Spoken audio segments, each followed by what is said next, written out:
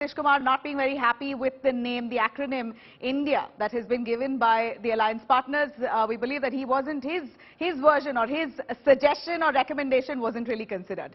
Now I'm going to cut across to the more detailed challenges that India, the alliance, will now face going forward. This is in fact the real challenge. How are they going to manage their differences at the state level? If you really look at Bengal, as much as all the parties are coming together nationally in a united alliance, locally you have the TMC fighting the Congress as well as the left. It is an alliance there that is completely ruled out. The CPM has staunchly said that they're not going to ally with the TMC in West Bengal.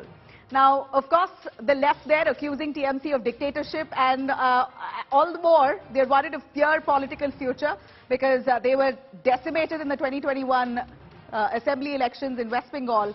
Allying with the TMC at this point would really mean that they're finished. Now, we're really looking at states like Punjab, Haryana and Delhi. Here too, the Aam Aadmi Party is all set to contest the Congress.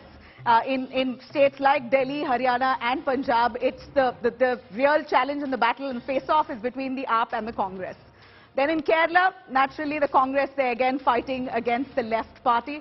So while locally we're seeing enough and more battles independently fought between these same very alliance partners, the national level, they're trying to come together. Maharashtra is a classic example where we see the Shiv Sena, which is now divided. You have the Eknath Shinde front, which is with the NDA, and now the Uddhav Thackeray side, their camp, which is now with the United Alliance, with India. NCP again has split, one with Sharad Pawar, one with Ajit Pawar. And then, of course, the seat sharing itself between the Mahagathbandhan partners here will become an issue for them. But it all depends to be seen on how they're going to iron out these differences and how well they do that for them to be looked at as credible and coherent. All right, now which party will lead the alliance? Now this is of course something that we believe has really struck while enough and more discussions are on.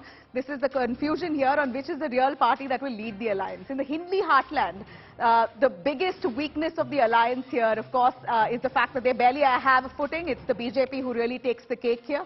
How to manage expectations of the allies, that's something also that they have. You know, this is something that it's not as if they haven't thought of, but it's how well they actually coordinate is going to be the real question here. And then, of course, we see that they're charged of being corrupt, dishonest and self-serving. These are the accusations that many of these alliance partners are facing currently. So they've really got to beat that image that's been created. A lot of truth and maybe a lot of hype by the centre themselves, by the BJP. Now, here we're looking at another challenge on the alliance partners itself, reaching an acceptable seat-sharing formula. Like I mentioned earlier, seat-sharing is really going to be the core of their unity. If they're able to do that seamlessly, then possibly it could be, at least to start with, a successful beginning.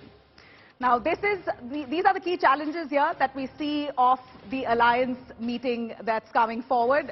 As we see, many of these parties now have come together to make it to 2024 as a united front. But these are the challenges that really will possibly set them aside.